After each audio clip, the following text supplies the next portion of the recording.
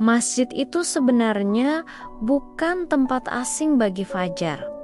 Sejak kecil dia sering diajak ibunya sholat di sana. Dulu lantainya terasa luas dan menyenangkan. Dia pernah berlari kecil di terasnya sebelum dimarahi pelan oleh ibunya. Pernah duduk bersandar di tiang sambil menunggu iqamah. Pernah tertidur di pangkuan ibunya setelah Isya.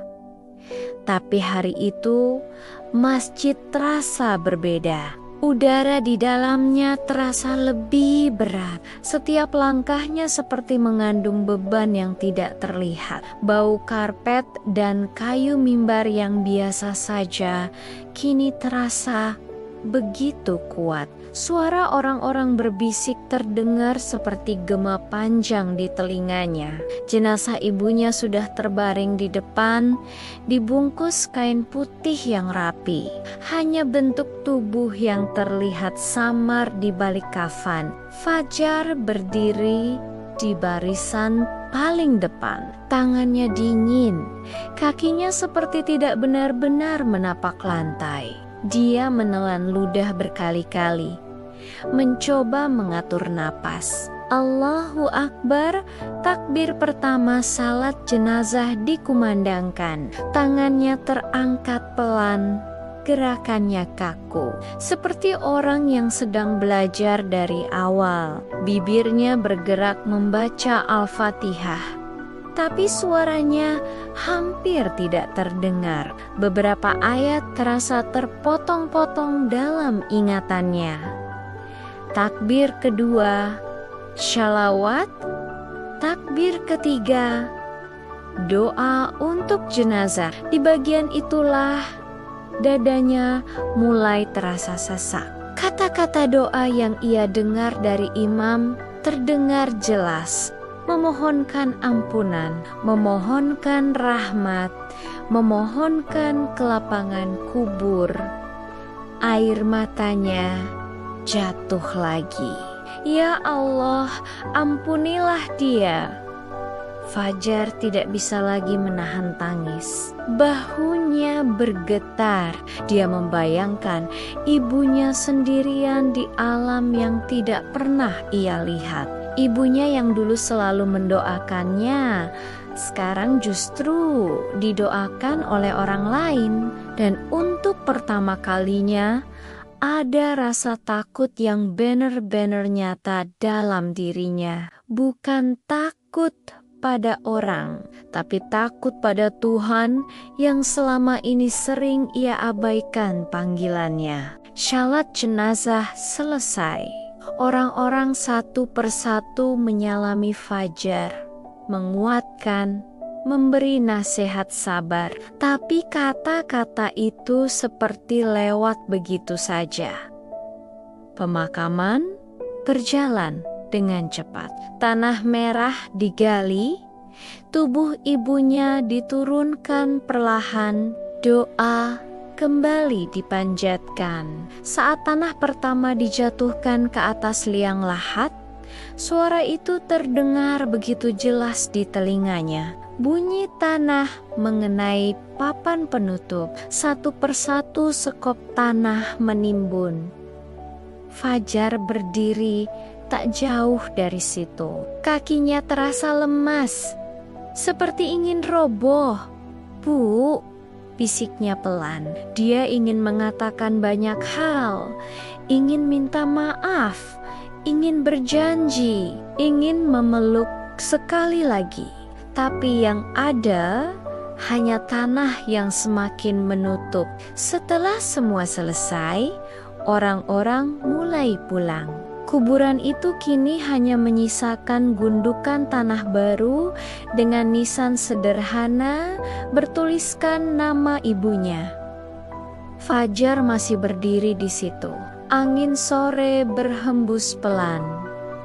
Matahari mulai turun dan entah kenapa azan asyar terdengar dari kejauhan. Allahu Akbar, suara itu lagi.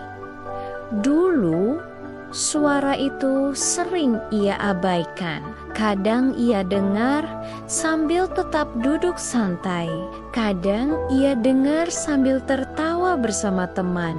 Tapi sekarang, suara itu terasa seperti panggilan yang menusuk jantungnya.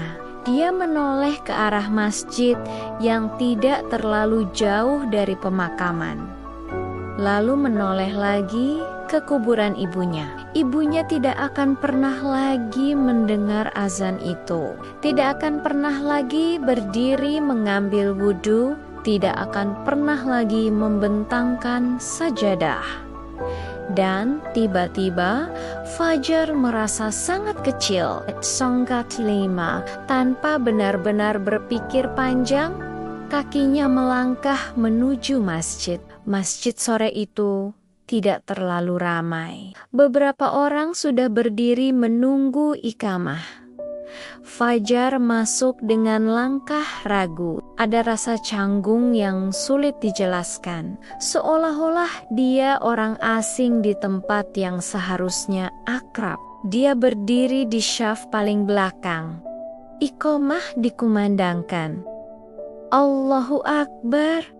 Salat dimulai. Gerakan pertama terasa kaku. Dia mengangkat tangan dengan pelan, melipatnya di dada, mencoba fokus pada bacaan imam. Tapi pikirannya kacau. Bayangan ibunya terus muncul. Wajahnya, senyumnya, suaranya yang lembut. Saat rukuk, dia menunduk dalam-dalam. Saat i'tidal, dia berdiri lagi. Tapi ketika tiba di sujud pertama, dadanya seperti runtuh. Keningnya menyentuh sajadah. Dan untuk pertama kalinya dalam waktu yang sangat lama, dia benar-benar merasa berada di hadapan Allah, bukan sekadar gerakan. Bukan sekadar rutinitas, tapi benar-benar merasa kecil. Air matanya jatuh, membasahi sajadah. Nafasnya tersengal pelan. Ya Allah, bisiknya dalam hati. Sujud itu terasa sangat berat, bukan karena gerakannya sulit, tapi karena isi hatinya penuh sesak. Ya Allah, aku lalai. Kalimat itu muncul begitu saja. Aku sering dengar panggilanmu, tapi aku pura-pura sibuk. Tangisnya makin tertahan. Bahunya bergetar pelan. Aku selalu bilang nanti, sampai akhirnya ibu pergi. Sujud itu terasa lebih lama dari biasanya. Waktu seolah berhenti.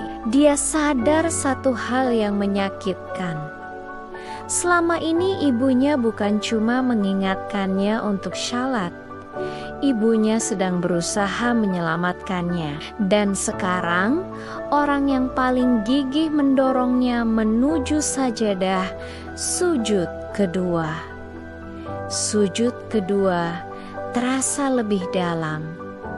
Ya Allah, kalau pintumu masih terbuka, jangan tutup untukku. Itu bukan doa yang dihafal. Itu bukan bacaan panjang yang tersusun rapi. Itu hanya bisikan hati yang hancur. Setelah salam, Fajar tidak langsung berdiri. Dia tetap duduk.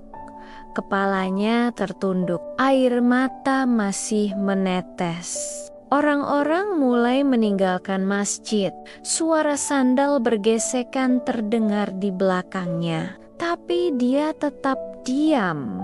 Masjid yang dulu hanya jadi tempat singgah, kini terasa seperti tempat berlindung. Dia teringat semua momen ketika ibunya berdiri untuk salat walau sedang sakit. Ketika ibunya tetap berwudu walau batuk tak berhenti. Ketika ibunya berkata, kalau masih bisa berdiri, ibu salat.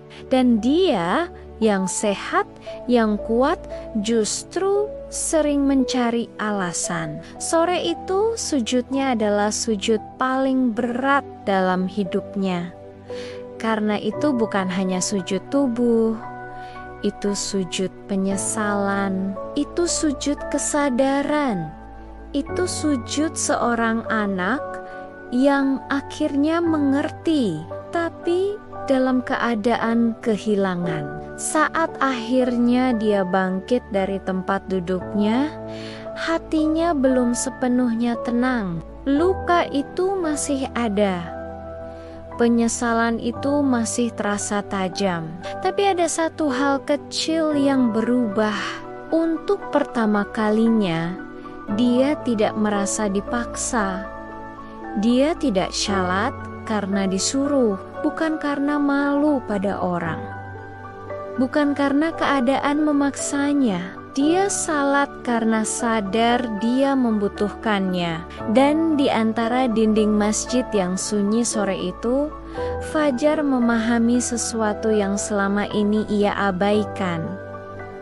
Bahwa satu sujud yang tulus bisa jadi awal dari perubahan yang panjang. Walau datangnya setelah kehilangan yang begitu dalam. Dan sejak hari itu, setiap kali keningnya menyentuh sajadah, dia selalu teringat satu hal. Ada doa seorang ibu yang tidak pernah menyerah untuknya. Dan kini mungkin inilah jawaban dari doa itu.